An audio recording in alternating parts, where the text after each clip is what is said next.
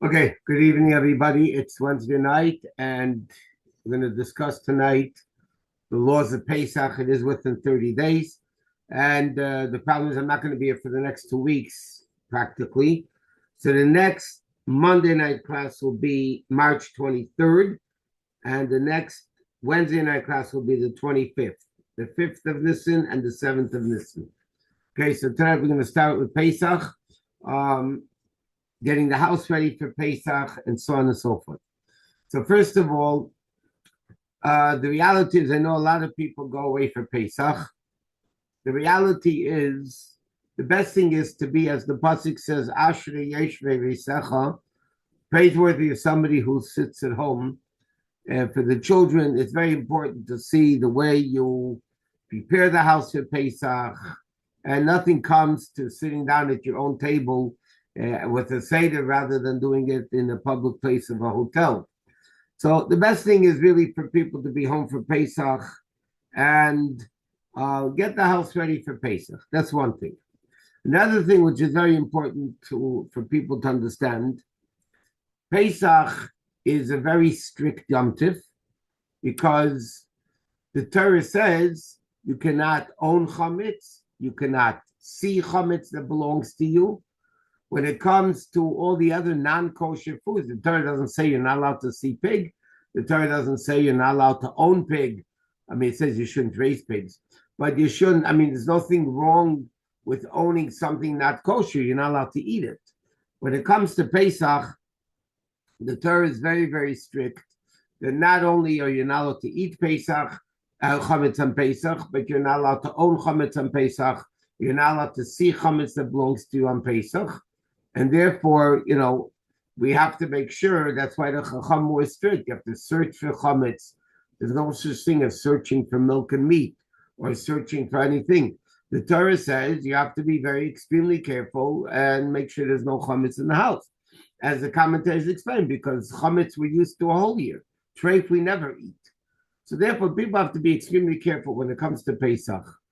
Now, Pesach is as stricter than all other things in many dinim. For instance, on Pesach, not during Pesach, during the rest of the year, treif and kosher are nullified 1 in 60. Meat and milk is nullified 1 in 60. Chametz on Pesach is never nullified. If you have 1 drop of chametz falls into 100 gallons of Pesach food, it's not. It doesn't become nullified. The whole food would be non-kosher, and the whole pot would become not kosher for Pesach. So Pesach is very, very strict. The Arizal writes, whoever is meticulous not to have a 1 drop or 1 iota of chametz, and Pesach is guaranteed not to sin the whole year. But that's fine and dandy. Okay? We're speaking when people live today in today's world. What's very, very important when it comes to Pesach is that spouses should be on the same page when it comes to chametz. You can't have one people being super strict and the other person being super lenient. First of all, it's not going to work. Secondly, your kids are going to get mixed signals and they're going to get messed up. So the first thing, and as I mentioned many times, yes, there's a lot of chumras of Pesach. There's a lot of strictnesses when it comes to Pesach. And there are people that will not buy any processed foods. There are people that will not eat this. There are people that will not eat that. That's fine, if they can handle it. But there's halacha, what is good for Pesach, what is not good for Pesach. That halacha you can't bend. But if somebody doesn't want to eat a certain food because they want to be super strict, doesn't mean they can't let other people in the family eat it. And there's no reason why they shouldn't let other people, as long as it goes to the Pesach, obviously. So people have to keep in mind, it's very important that they should be on the same page when it comes, and parents and children also. Because if parents are going to be super strict when it comes to the kids in things that really are not halachically correct, then the kids will turn off and they hate Pesach and they'll despise Pesach and they won't want to come to the Seder. They won't want to have anything to do with Pesach. So you're losing infinitely more than what you're gaining. If people are going to fight over Pesach because of this one wants this strictness and this one doesn't want this strictness. According to all opinions, mentioned this every year, according to all opinions, anger is biblically forbidden. Anger, it says in Chazal, is like worshiping idols. So if you're talking about, I'm not talking about something forbidden on Pesach, but something that somebody wants to keep a stricter chumrah, stricter observance at the expense of getting angry, so then you're foolish. You're like what's called a choset shota, a crazy choset. Okay? Because you're losing more than you're gaining. Anger is biblically forbidden. And the strictness of chametz, yeah, it's fine if you can handle it, but that doesn't mean it has to be at the expense of everybody else. Okay, and second thing we need to understand, sometimes people go crazy when it comes to Pesach. So as the Rebbe told people, dirt is not chametz. Okay? Yes, people like to do a Pesach cleaning and go crazy and wash the carpets and make sure the drapes are washed. And who knows what, everybody's entitled to what they want to. But that's not mandatory. Your curtains don't have chametz in them. You vacuum your carpet, that's enough. You don't have to wash your carpet. You don't have to go crazy in certain things, like books that you never bring around the table. It's wrong that you have books that you never read around food, okay? So what they don't have to be cleaned. Books that you hang around chametz, like your sidurim that you have on the table by chametz, and your benches, yeah, they should be put away for Pesach. But you're not going to say that that's actually going to be chametzik and you have to go crazy. Your regular books, that you don't use around the table, you don't have to go crazy and make everybody crazy at the same way. Okay, so that's the story. Now, so let's start discussing the concept of Pesach. Now, ideally, halacha says that, by the way, things that we're saying now, we say every year because the laws of Pesach don't change and the reality of Pesach doesn't change. But ideally, it says in halacha, you should have everything new for Pesach. I'm not talking about a new house, but everything the dishes, and pots and pans, and it's preferable not to have to kosher anything for Pesach. Because the question is, did we do it 100% correctly? Was it done properly? Were they cleaned properly? Was it something that I'm definitely able to make kosher for Pesach? All these things. So therefore, it's better, technically in halacha. And, people that are home, every year you just buy a few more things. You don't have to buy everything all the time. And eventually, after a few years, you'll have everything you need. You'll have your blenders and you'll have your Cuisinarts and you'll have your all the everything that you need, the Kiddush cups of Pesach, rather than having to go crazy koshering them. So what we're going to do now, what we do every year, is we're going to discuss how to get the house ready for Pesach. I'm not saying that what I'm talking is basic halacha. I'm not going to say every possible strictness in the book, because if you want to have strictness, is fine. But what we're doing tonight is things that are permissible on Pesach. You want to be more machmir? There's no problem with it. Again, as long as everybody is on the same page. Now, the concept is as follows. Why can't I use my non-Pesach dika meat dishes for Pesach dika meat? There's no chametz on the dish. So we learned already when we're learning the laws of the kitchen dinim that through heat, taste becomes absorbed in the utensil. So if I have a Pesach dika utensil, a chametz dika utensil, a chametz utensil, and I was cooking all year round chametz in it. Okay, so now there's chametz absorbed within the walls of the vessels. So now I'm going to use the same pot on Pesach, and the chametz is going to come out into my Pesach food. And we discussed before that's never nullified on Pesach. So therefore, certain utensils are able to be kashered. Certain utensils are not able to be kashered. Utensils that are not able to be kashered, you cannot kosher them. They have to be put away for Pesach in a place where you'll not come to use it. You might forget by mistake and take out a pot or a dish or something that was used for chametz during the year, and you might forget about it. So the Pesach, your chametz stick utensils, if you want to put into your cabinet and close it up, you don't have to take it out. But if you want to just leave it there and tape up the cabinet that you shouldn't come to, God forbid, use it on Pesach, that's fine. Now, there's a concept is like this. The way it goes in, the way it became treif, the way it became chametz, that's the way it comes out. Just like during the year. A barbecue grill or a broil pan that you put meat on, let's say during the year, direct meat on the broil pan or on the barbecue. And you're not using hot water, you're using fire in the grill or in the broiler. So then that broiler pan got absorbed meat through direct heat. So if you want to kosher that, let's say it became non-kosher, you can't kosher that by putting it into boiling hot water because it went in a much more powerful way than boiling hot water. It actually went in with fire. So then how would you kosher that? You have to make it red hot with the fire. I'm just saying basic ideas which will understand why certain things you have to do certain things. Certain things that went in with liquid, let's say you cooked soup, a chametz stick of soup, and now the pot is spotlessly clean, and you want to kosher it for Pesach. So then you do what's called hagalah, which is the purging process, that you kosher the pot by immersing it into boiling hot water. There's a lot of complicated dinim. We're not going to be able to discuss them, just giving you general guidelines. Many of the shuls in the big cities have koshering days when they have rabbis standing there with big, massive pots with big fires, and they will kosher it for you, and then you know it's done correctly. When a person does it themselves, they actually have to know what they're doing. But the general rule is certain utensils absorb, but don't spit out. They don't give it out, never completely.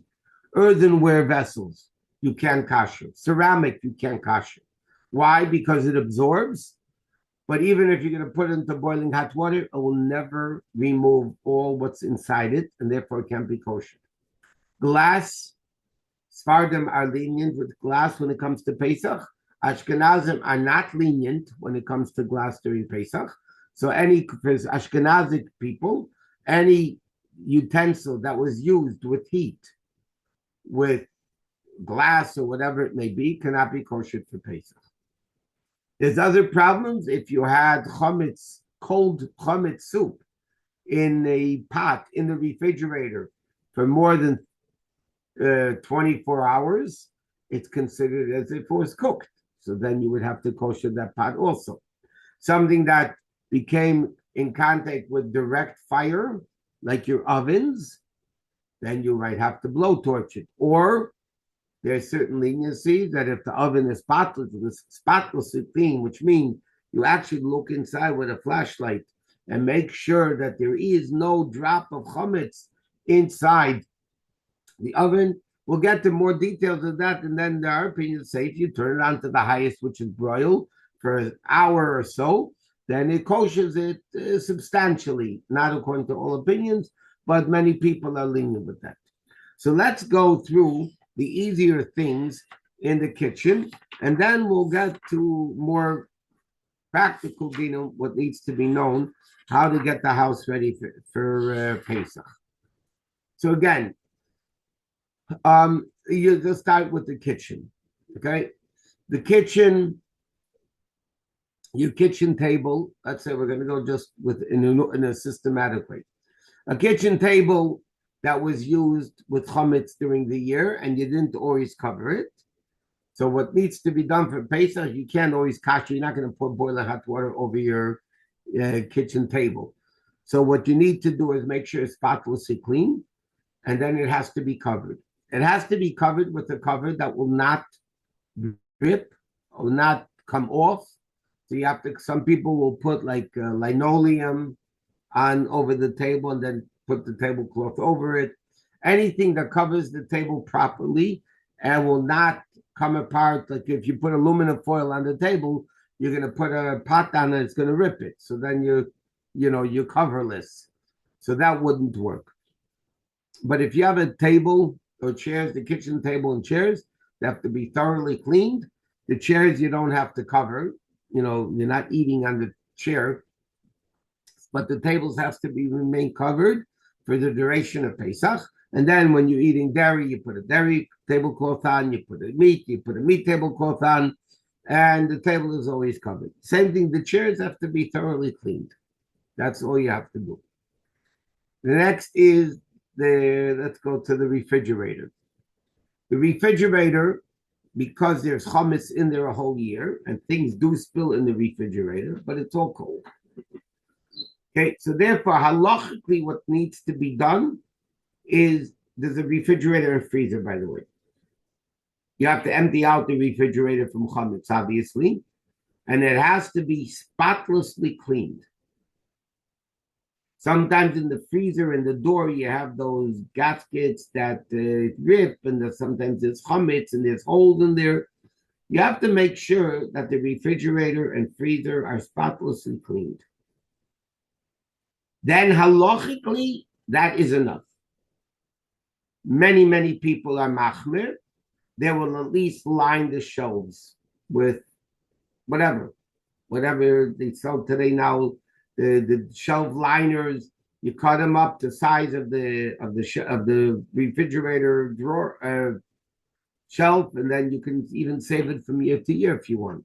But the refrigerator and freezer that you're using for Pesach, if you're not going to be using your freezer for Pesach, you're just going to close it up, that's fine enough. If you tape it up and make a sign on it that you're not going to be using it for Pesach, then fine, you can keep chametz in there. But if you're using your refrigerator freezer, it has to be spotlessly clean. Many people are machmir to line the shelves. Some people are even machmir to line the walls of the refrigerator. But again, if everything is in a container and everything is, you don't have to line the shelf, the walls of the refrigerator. Halachically, again, according to halacha, if the shelves are clean, that's good enough. You don't have to line them and go crazy. The next, we'll go into the countertops. Countertops did have hot chametz in them during the year. Okay, so there are certain materials that are kasherable. Certain materials are not kasherable. So again, just practically speaking, for Pesach, we're talking now only Pesach. For Pesach, you cannot kasher formica. You cannot kasher ceramic countertops.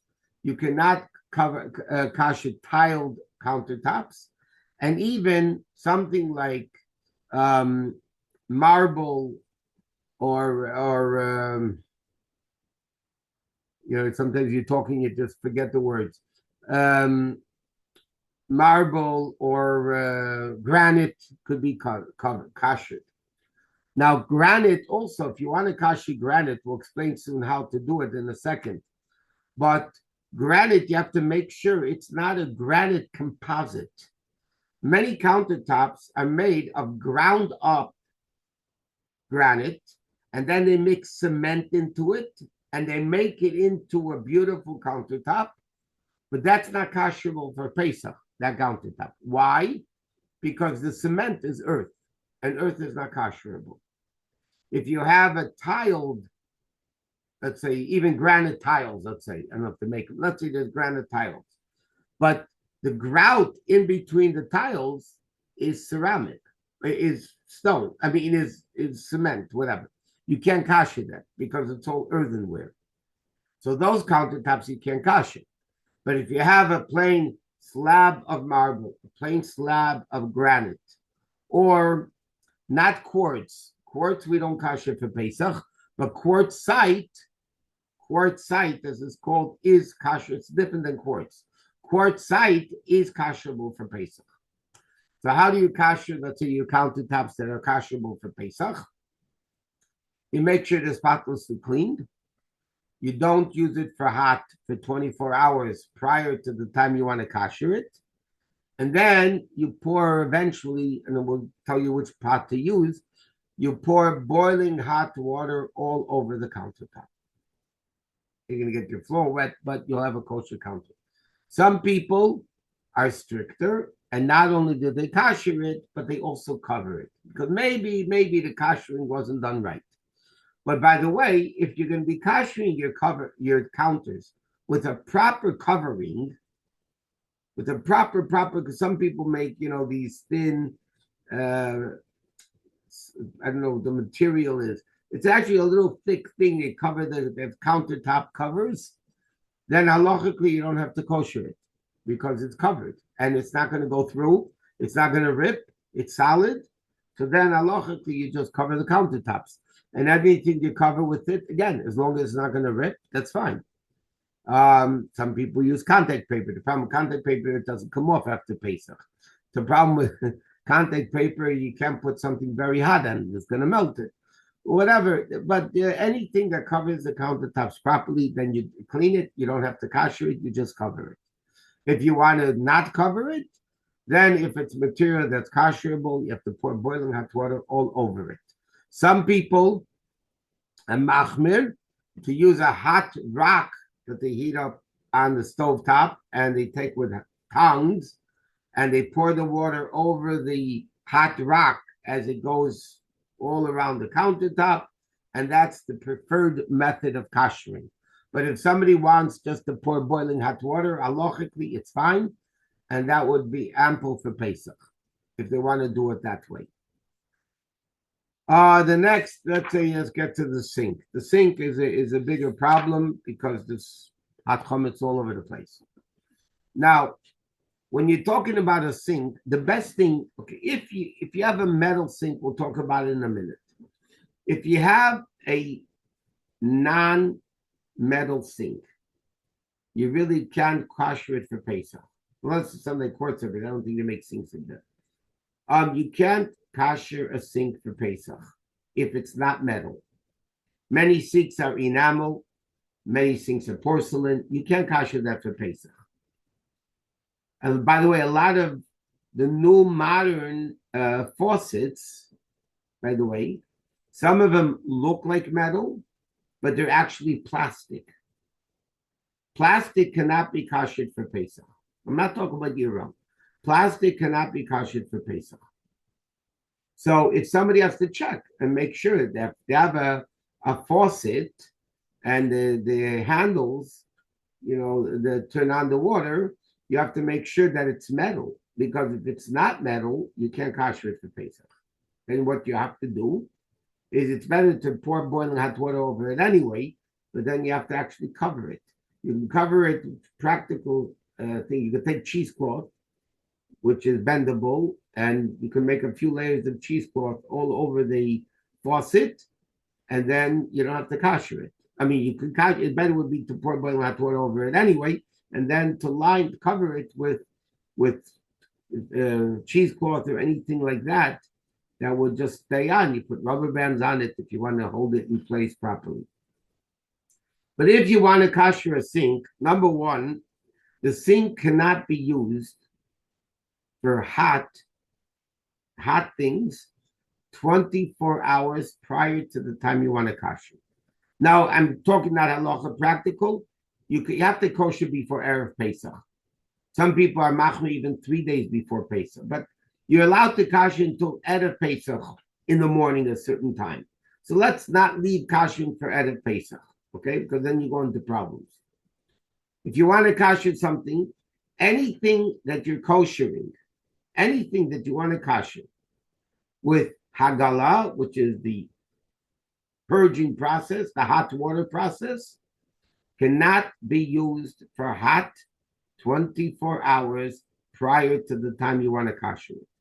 If not, you're going to have other issues in halacha that would be problematic. So you want to kosher your sink for Pesach, you have a metal sink, you want to kosher it with boiling hot water, fine, but you can't use it for hot 24, which means nobody can pour down hot coffee down the sink, nobody can pour down hot water down the sink, nothing.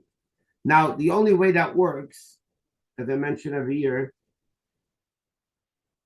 there's certain problem people in the kitchen, husbands, kids, housekeepers. I don't know which order is worse. At least 3 are the big problems in the kitchen. So the only way you can make sure your sink wasn't used for 24 hours for anything hot is, number one, close the hot water underneath the sink. You know, there's a knob for the hot and cold. Close the hot water knob underneath the sink. And when you turn on hot water, it doesn't work. And also, you don't want people pouring things into the sink that's hot. So what you should do is put something on top of the sink, you know, just a board or something, just to remind people that, you know, it's out of order, out of commission. You don't put anything down in the sink. Otherwise, you won't be able to kosher the stuff you want to kosher. So that's number one. And the same thing, by the way, applies. Any utensil that you're going to be koshering with boiling hot water, if you're giving it to the shul to kasher, whatever it may be, or you're doing it yourself, number one, it's like this. It has to be a material that's kosherable. Practically speaking, it's usually only metal. Natural rubber might be kosher. Wood technically is kosher, but if there's grooves in wood, then you can't kosher because you can't clean out the grooves. So you're going to have to sand it down until it's level, and trust me, it pays to buy a new whatever you're doing. That's why you can't kosher cutting boards for Pesach, because, or if you're on that, also if it's straight, because there's so many grooves, it's impossible to clean. So number one, it has to be a material which is kosherable. Secondly, it has to be 100% clean. 100% clean. Something which is not 100% cleanable is not kosherable. I'll show you an extent. It says in halacha, a strainer, because it has so many holes, it's impossible to clean out that there's not even one drop of chametz. So you can't kosher a strainer for Pesach. Any intricate metal thing that is impossible to clean on 100%, so then you can't kosher it for Pesach. You could blowtorch it, that would be fine, but then you kill it. I mean, obviously, you don't have a becher, you won't have anything that you want to do. So that's the story. What you want to kosher anything what's called hagala with the purging process.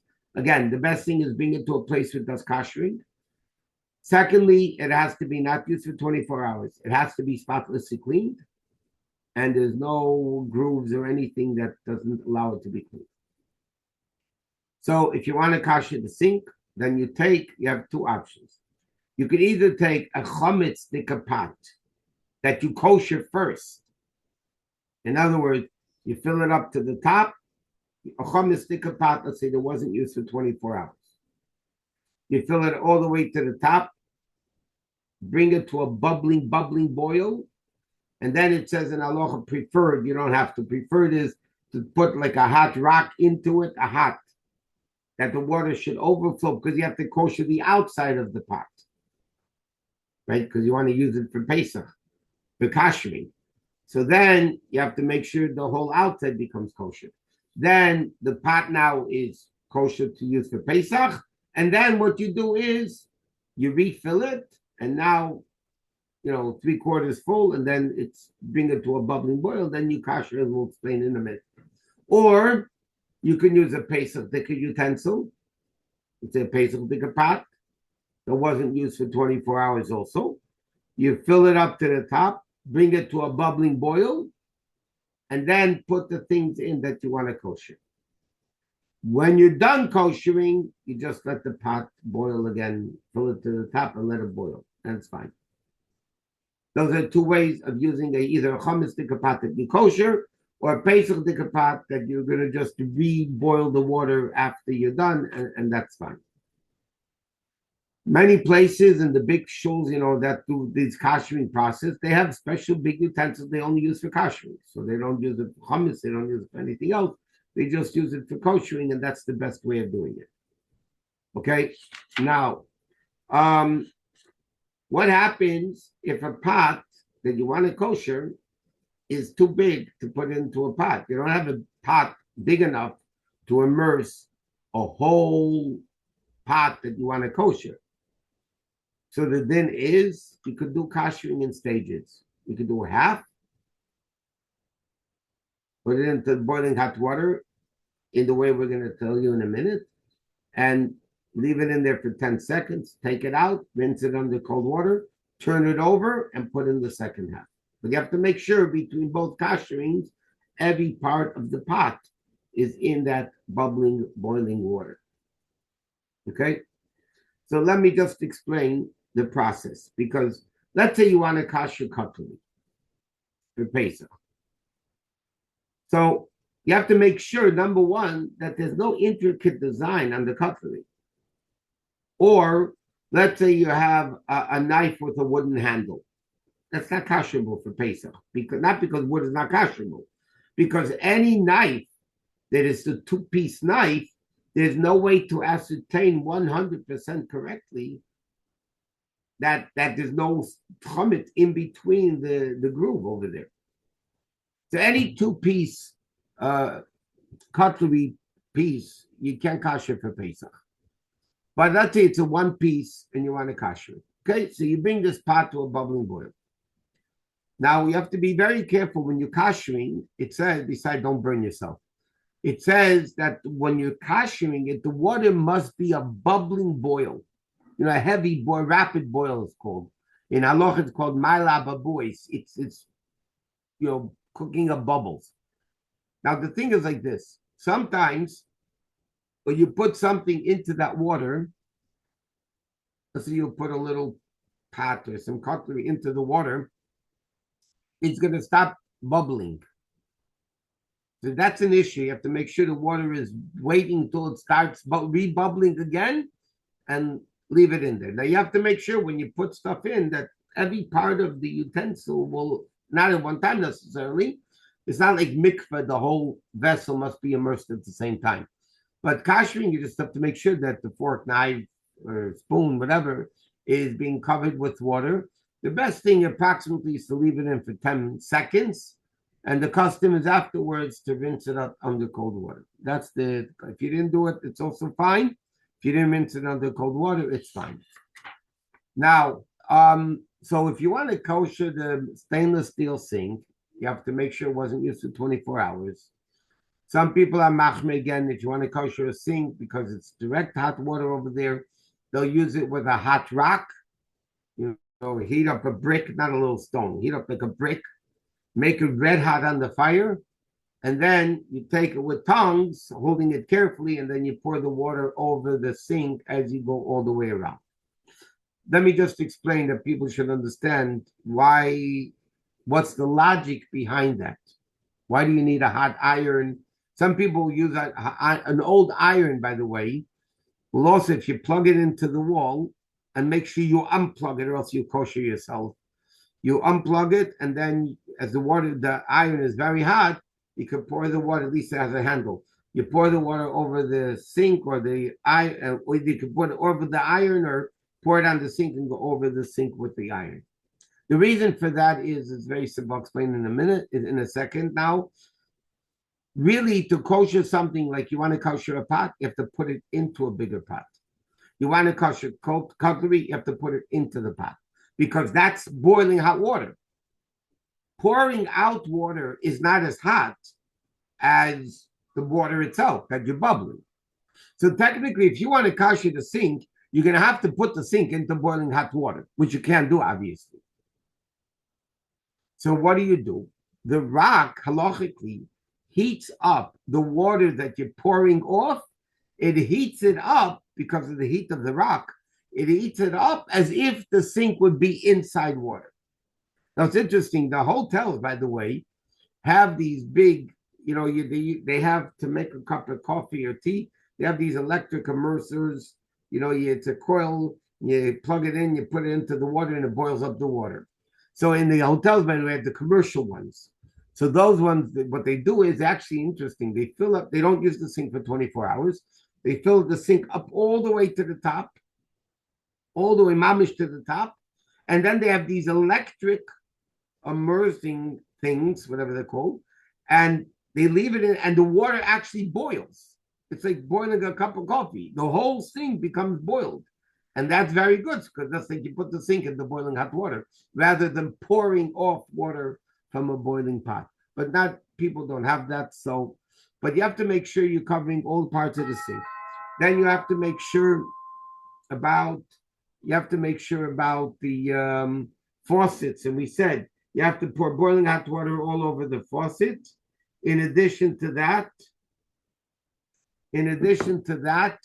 you have to make sure that it's not that it's metal and not plastic, and then people will actually many times cover it.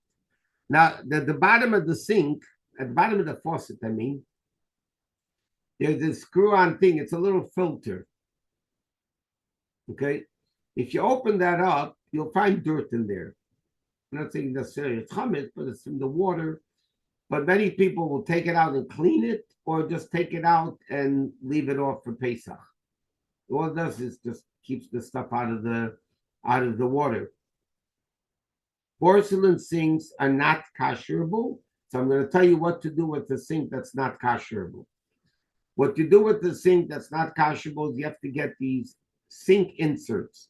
The kosher markets, the kosher places sell them. You might even be able to get them online.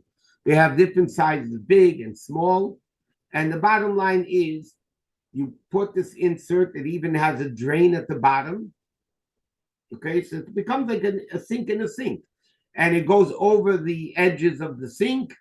And then you have a Pesach sink. You don't have to kasher anything. The faucet, you're going to have to kasher. But, or cover it. But that's what you could, the sink inserts are the best thing. They're easy to buy and you put them away from year to year. And they have a drain, so you don't have, what we used to do years ago, we used to take the Tupperware tubs that you put in the sink, but then the water doesn't go down. So then you need to drill holes in it, which is very hard, by the way, drill holes in the Tupperware pot to make sure the water goes down. But again, today they have all these things. You buy them once and you have them until they break, but they last for a number of years. And that's the best way. If you don't have a stainless steel sink, then that's the way to go with the sink. Now, next, there a very important part of the kitchen, which is very, very important, and that is called the oven. There's two types. When you speak to men, they mix it up. There's the stove and there's the oven. Okay? The stove is what you cook on. The oven is what you bake in. Okay? Now, today, a lot of stovetops are the glass, the glass stovetops. Those are really a very big problem for Pesach, for kosher. Because even if you turn on the grates, you turn on the fires, and you let it really get hot. First of all, it's glass. That's number one. It's tempered glass also, which makes it more difficult. But there are people that are lenient that if you turn on the fires for a long time under each thing, that area of the burner is kosher. The problem with that is, number one, what do you do with the place between the burners? Secondly, another problem is the pot, let's say, for argument's sake, the burner is 6-inch diameter, let's say, okay? And your pot is 8-inch diameter. So your pot is sticking outside of the place you koshered. So what are you supposed to do? You can't pour boiling hot water over the stovetop, the glass stovetop, because it might crack it. So what some people do is there's something called lomi. I don't know. Somebody told me they're not existing anymore. I don't know. There's a place called Lomi, Lomi, that they used to sell covers for these glass stovetops. And you were able to cover the whole thing. And it was made that you can put the stuff. The reason why you can't cover the glass top with foil, they say sometimes it might crack. But what I'm suggesting to do is the area around the burner that you're going to put the pot on. So that 2-inch, let's say your pot is 8 inches and this is 6 inches. You put aluminum foil, not on the burner, around the burner. That when you put down the pot, it's never touching the stove top. You know what I mean? Then that would be, if you have no choice, it's fine. But you can't cover the thing with aluminum foil. They say it's going to crack. It might crack, and if you own it, it's one thing. If somebody else owns it, you have a problem.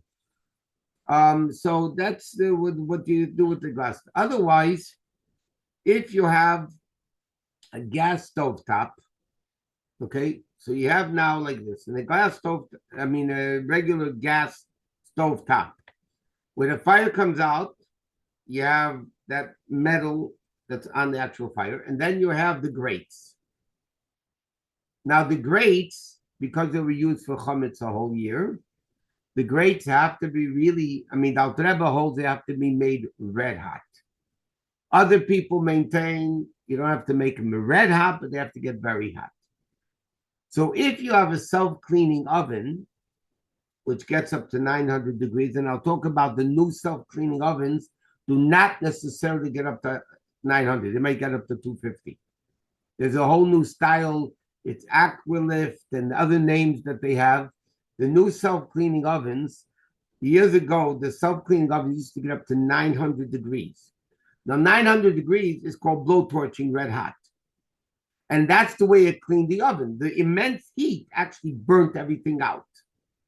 Now, the new self-cleaning ovens, for safety or whatever purposes, they're making in a way, it's a heat with a chemical that only gets up maybe to 250 degrees and it cleans the oven. But that's not koshering with red hot.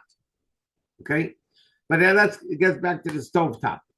So if you have a self-cleaning oven, the best thing is to put the grates into a self-cleaning oven. If you don't have a self-cleaning oven, you want to kosher the grates, the best thing is, not with your hands, with tongs or with whatever, the fire comes out in the middle. Okay, so the grate's on the side. The fire comes out in the middle, but the fire is not hitting the whole grate. It's only heating up the part that's actually where the fire is. So you pick up the grate, you put a quarter of it directly over the fire. And now the fire is burning out a quarter of the grate. You leave it there for 10 minutes. Do carefully with your tongs or whatever. Move it to the next quarter, the next quarter, and the next quarter. So then that would be good enough to kasher the regular, good old-fashioned stove top with grates, with gas.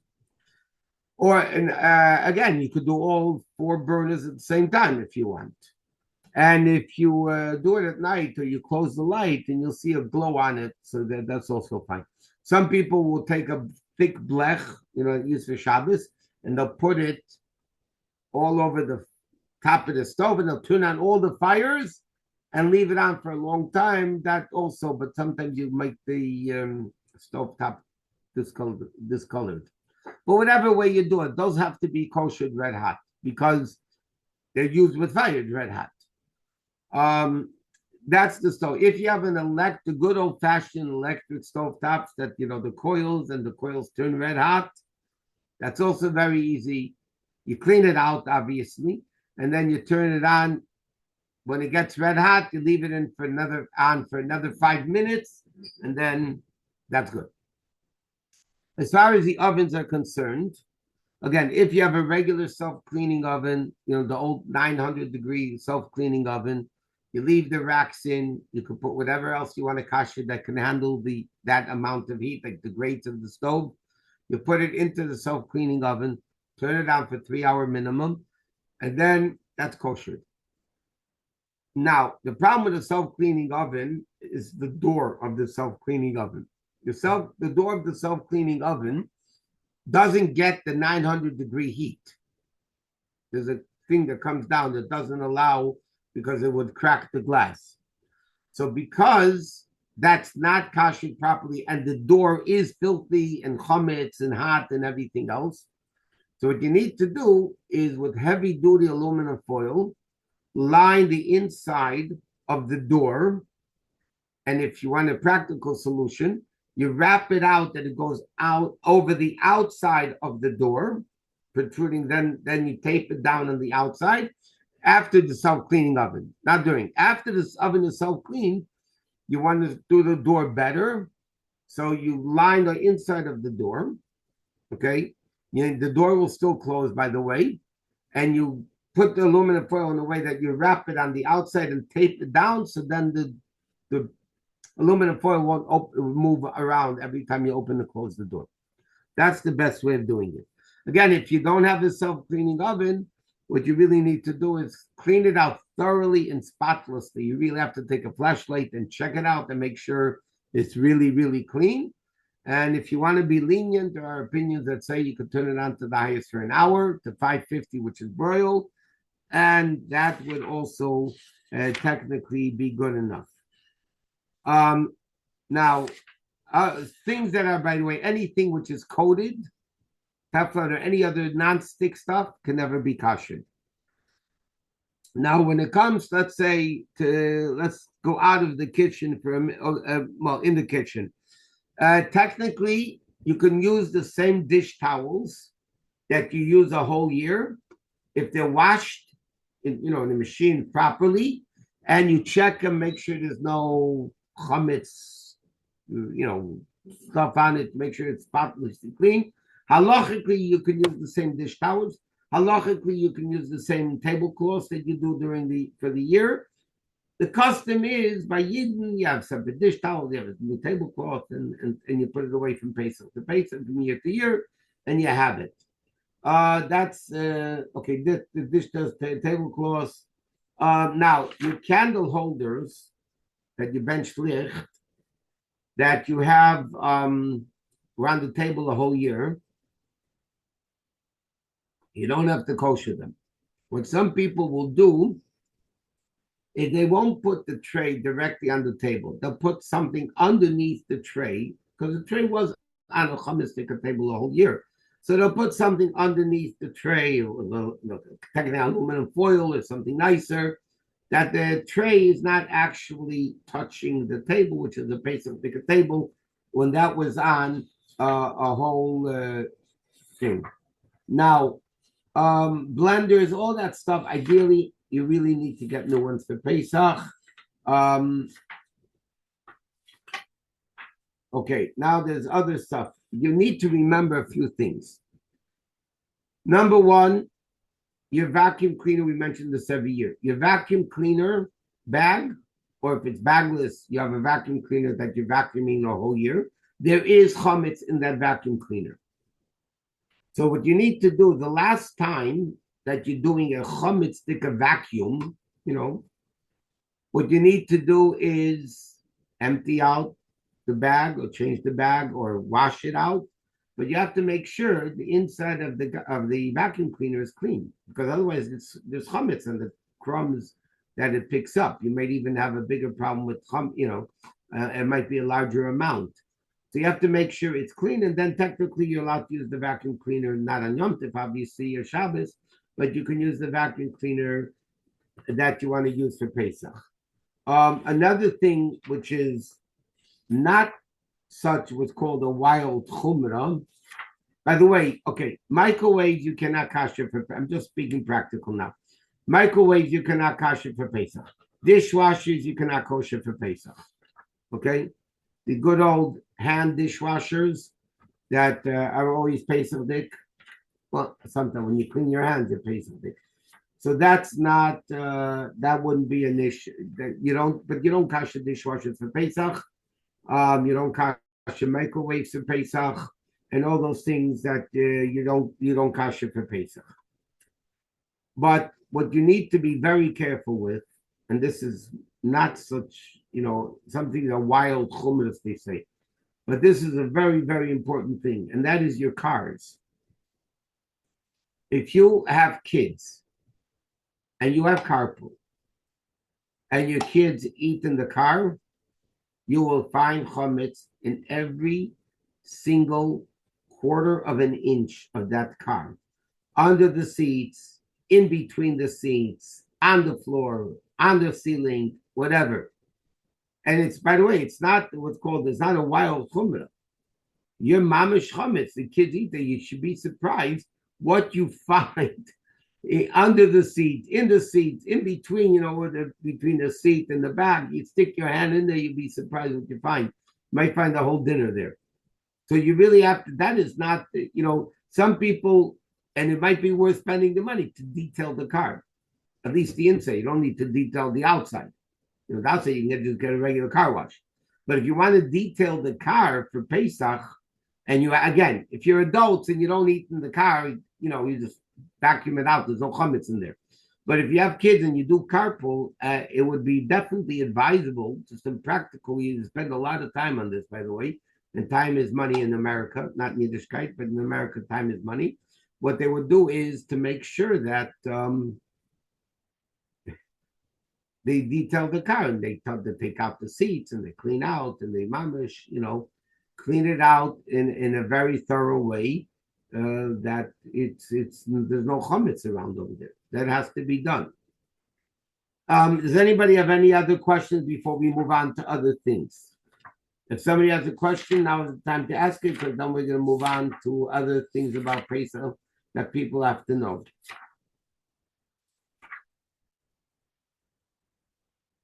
What if the car washers have chametz in their vacuum? Yeah, but that's not a problem, because that chametz is not going into your car. They take out the chametz, they don't put it in. A detail that puts chametz into your car should be fired anyway. I mean, but they're not. It's not going to come out. But yeah, you need to remember to take. You need to clean out the vacuum cleaner before Yom Tov.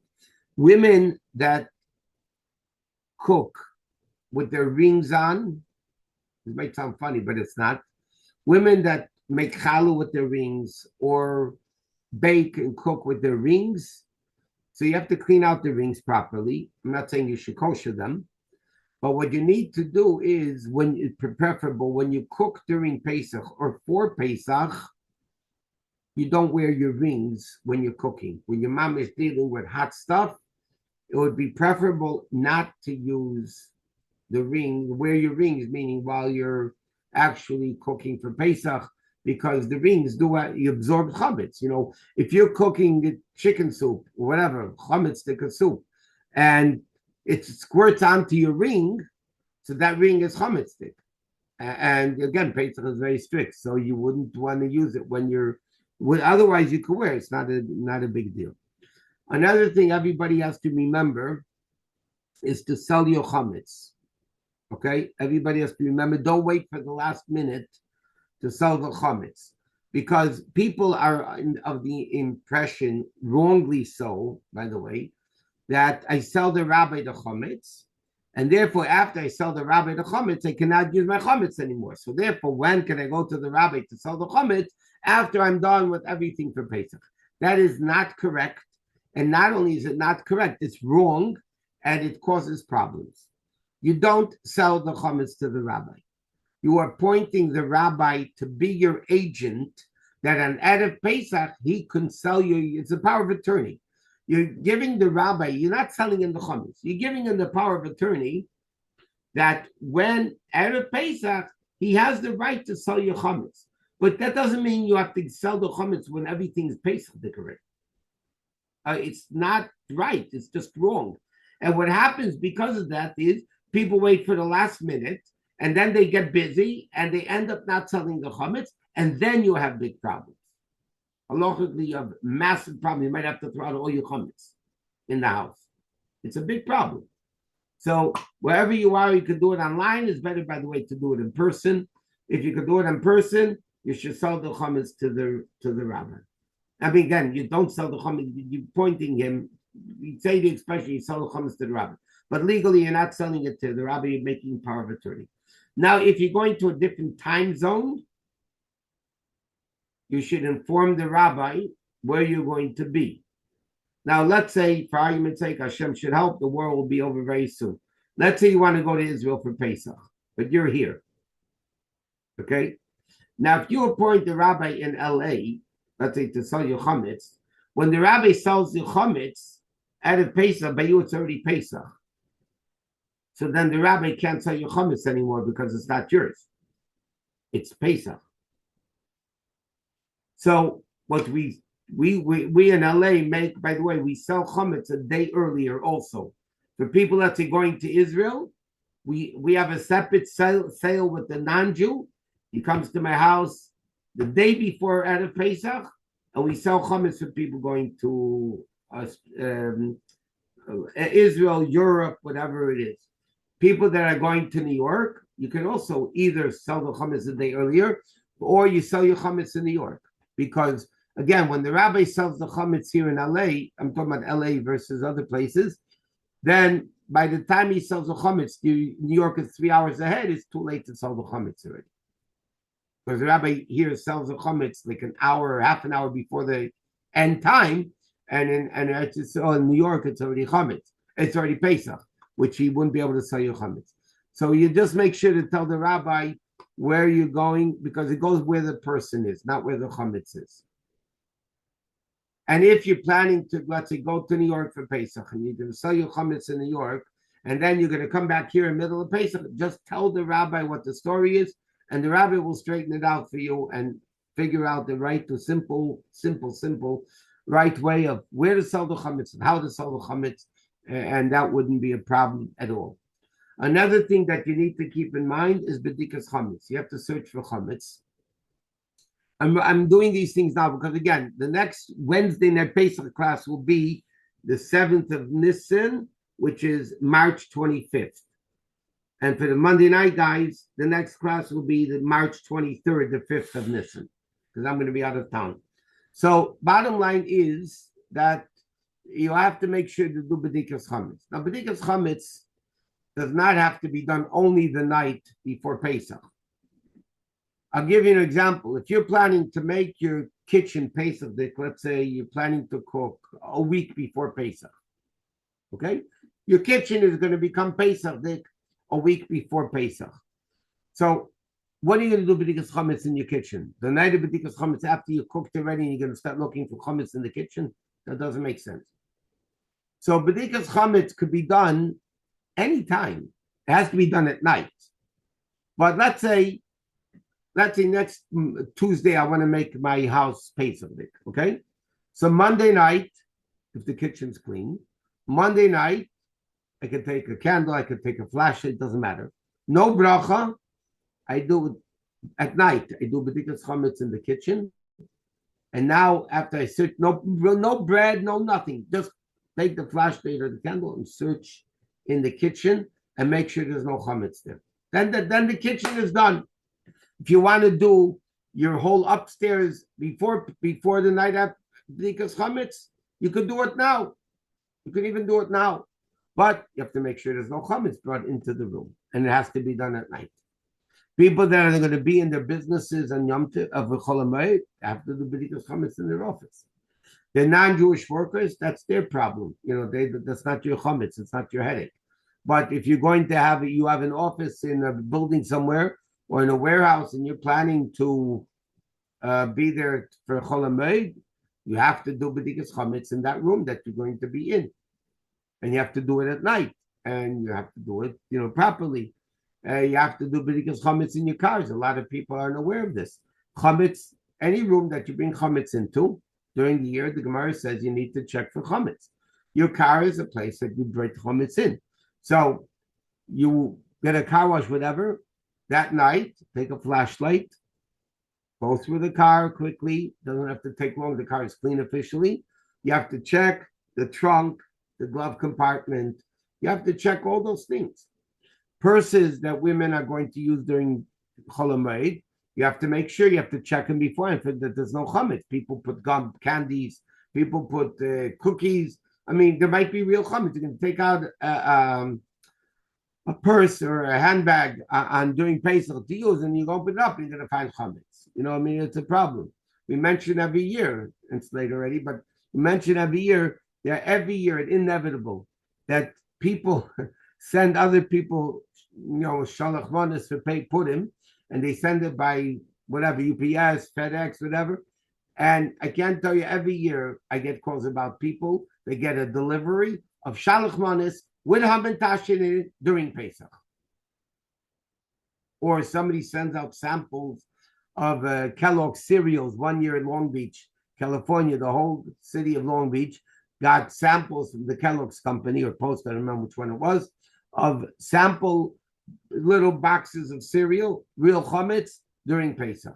So then the bottom line is you don't accept it. You don't just deny it and you don't accept it. So then you don't have chametz. You're not acquiring chametz. But all these things you need to check for the chametz. And Mir Hashem, the next class, we will discuss the Seder things that have to be done. Products, we're not going to be able to discuss this here. First of all, the lists are not out yet, number one. Number two, today, online, you can find out anything. You have so many booklets you can buy in the stores that tell you all the products which are good for Pesach, not good for Pesach. Anything that has a reliable hechsher for Pesach you could use if you want to. And, otherwise, just you go online, you find out it's kosher for Pesach. Anyway, everybody have a great Shabbos. This week is Party. Don't forget, this Saturday night, we change the clock 1 hour ahead. Thank you, Rabbi. Thank you so much, Rabbi. Shabbos. Thank you, Rabbi. Thank you. Bye. Thank you.